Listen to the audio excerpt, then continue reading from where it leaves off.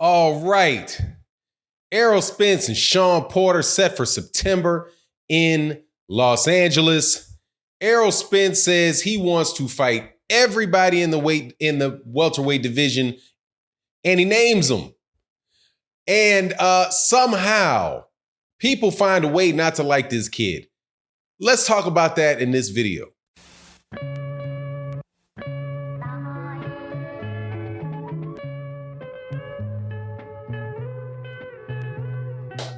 All right, real good press conference yesterday. Before we talk about that press conference and Errol Spence and Sean Showtime Porter, welcome back to the channel. If you're not subscribed, subscribe. Also, thank you to all the patrons that support the channel. We have the newest negotiation tactic up on the page, personal and business negotiation tactic called Go to the Balcony and Name the Game. You'll know what that means if you go check out the Patreon video. Very powerful tool to help you. Also, I want to thank everybody that supports the channel on the Cash App, on the super chats, on the live streams, and thank you to everybody that comes through the live streams. Now, Errol Spence Jr. and Sean Porter are having a welterweight unification fight in September, last week of September in Los Angeles. They just had their press conference. Sean Porter came in with a lot of energy. And man, like, dude, back up off that caffeine. But hey, man, that's him. He's geeked for the fight. He's happy. He's trying to sell the fight. He wants to get these pay-per-view numbers up and get them in so he can get some good money. I'm sure that the fight took a long time to announce because he was negotiating for his fight. But once they announced it, everybody was on the same page, and you didn't hear any extra announcement that the fight wasn't going to actually happen. Unlike another fight that was supposed to be taking place in the Middle East, but that's for the next video today. In this video, for a fight that's actually happening, where the contestants say it's going to happen, Sean Porter showed a lot of energy, man. Errol Spence Jr. also said, look, man, they both played a lot of respect to each other. One guy say, man, I'm trying to beat him. He's trying to beat me. You can really tell that these cats, there was a lot of energy between the two of them. And you know this is going to be a really good fight. I did a video on it the other day. Man, I'm not underestimating Sean Porter. Sean Porter's a heck of a fighter, man. He's a heck of a fighter. He's been in multiple championship fights. This ain't his first, this ain't his first time to the rodeo. This is not Errol Spence Jr.'s first time to the rodeo either, right? Errol Spence Jr. has had the big fights over there in the UK with Kell Brook. You had the Mikey Garcia fight. Sean Porter had a Keith Thurman fight. Sean Porter also had a Kell Brook fight. Big fights. Those are big fights these guys have participated in. And look, man, they're going to be ready to go. The thing that I want to talk about in this video, though, is what Errol Spence Jr. said about what he wants to do in the welterweight division. And when a guy talks like this, I have no idea how so many people are just jumping on this ridiculous bandwagon, hating on this kid, man. This kid said, how often do you hear somebody say this? Where if he unifies the division, right? He unifies the division with the IBF and the WBC belt. He still wants Keith Thurman. He said, I still want Keith Thurman. I wanted to fight Danny Garcia. This is what this kid said. I wanted to fight Danny Garcia. I wanted to fight Sean Porter. I wanted to fight Keith Thurman. I want to fight Terrence Crawford. I was on the outside looking at these guys having these big fights, and I wanted to fight them. And now that once I get past him and I unify this fight, then I get to get the fights that I want. I get to fight Sean Porter. I get to fight Keith Thurman. I get to fight Danny Garcia. I get to fight Terrence Crawford. I get to fight Manny Pacquiao. This is a dude whose goal is to get to the top of the division, unify the belt so he can get a shot at the guys that aren't champions anymore. The guys that he always wanted to fight. He wanted to fight Keith Thurman, and he's not just throwing like, oh, now that Keith Thurman lost to Manny Pacquiao, his profile's not big enough. He's not doing any of that stuff. He's talking about the best fighting the best.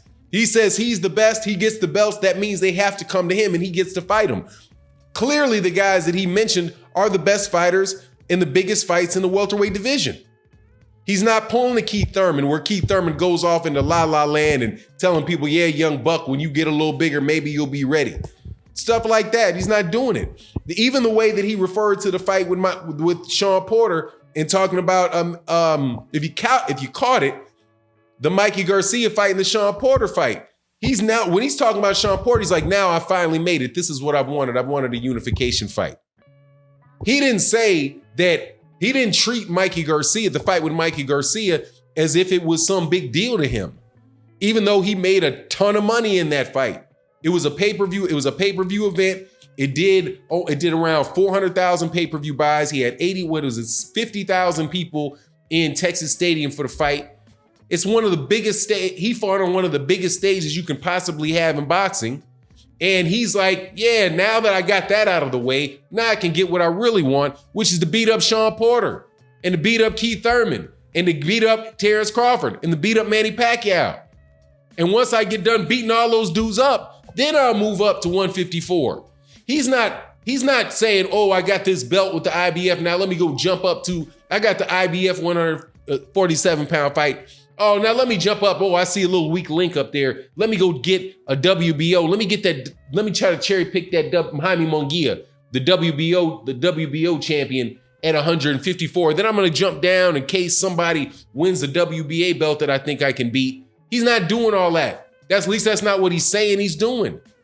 This is a kid that's got himself up to a legitimate star status and is actually acting like a champion. And I went through yesterday because I got some calls from, some of my friends in the LDBC and was like, hey man, check out this video, check out that video. Usually I don't do it, right? Because I gotta work, right? So took the time out, went and watched some videos, maybe spent an hour watching videos. And I was absolutely amazed at the ridiculousness of the things that you people I know are watching my videos. What the heck? What are you talking about? How can you possibly dislike this kid? How can you possibly dislike the kid? You are looking for every reason in the world for this guy not to be successful because you've been wrong in a whole bunch of other subjects. Man, we're all wrong in life from time to time. If you get a call for a fight right, if you get a call for a fight wrong, there's no need to have some perpetual disdain for somebody just because you got something wrong. You know what I mean? Or just because you're not getting what you like, you feel like, oh, Errol Spence Jr. is getting too much attention, and I'm a Terrence Crawford fan, so I'll just, I'll try to tear at everything Errol Spence does because, if Errol Spence Jr. is looking too successful, that minimizes my fighter in Terrence Crawford.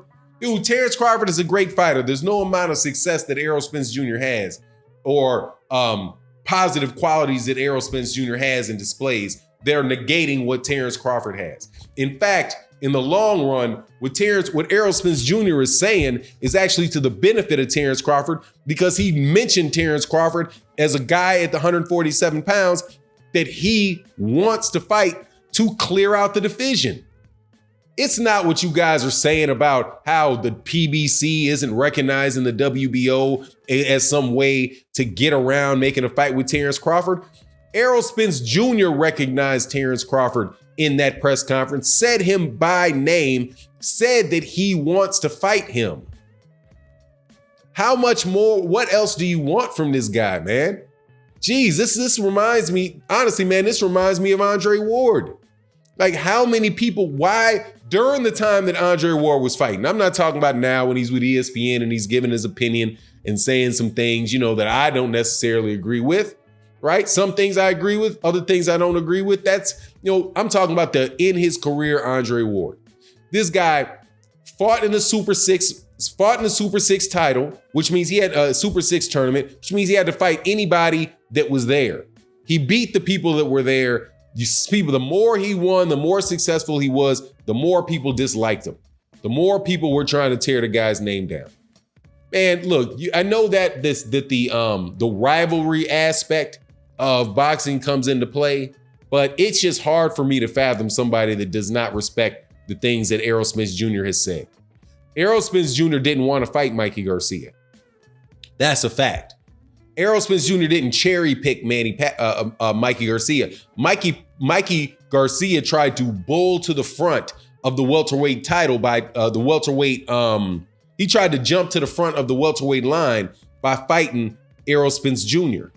He figured that he saw something in Errol Spence Jr. that would allow him to beat Errol Spence Jr. and then become what was the record that he was looking for? A 5-division champ in 3 divisions in 11 months or whatever. But anyway, it is what it is. Errol Spence Jr. is a heck of a fighter. I appreciate what he's saying and the way that he's going about his business. Let me know what you think in the comment section. And with that, I'm out. Peace.